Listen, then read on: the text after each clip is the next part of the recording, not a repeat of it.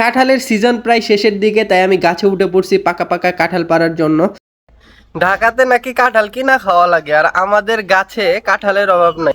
এই যে যে ছোট ছোট কাঁঠাল আজকে পারবো এটা দিয়ে ওইটা। ছাদে উঠে পড়ছি গাইস, ও কি গরম।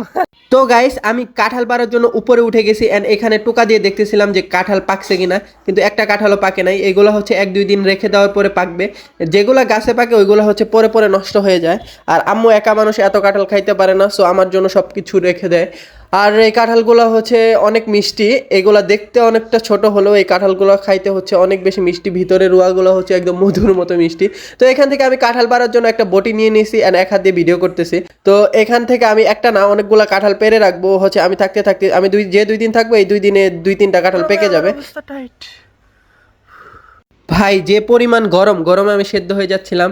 আর এইটা আমার বাড়ি অনেক বড় এরিয়াতে, অ্যান্ড চারিদিকে দেখেন গাছপালা দিয়ে ভরা, তারপরেও গরম। কিন্তু ঢাকার থেকে অনেক বেশি তৃপ্তি পাই আমি গ্রামে এসে।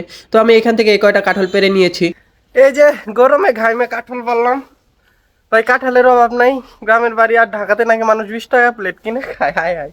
আর ঢাকাত আজকে বাড়িতে আসছি, আইসা হচ্ছে কাঁঠাল খাইতে মন চাইছিল, কিন্তু ভাই ভাই ঢাকাতে অনেক দাম বেশি দেখে কিনি নেই। এই যে কাঁঠাল, এইগুলা ছোট ছোট সাইজ হইলে কি হবে, এইগুলার ভিতরে রোয়াগুলো অনেক মজা, একদম মিষ্টির মতো। পাকবে, কালকের মধ্যে পাকবে, তখন আপনাদেরকে খেয়ে দেখাবো। টাটা।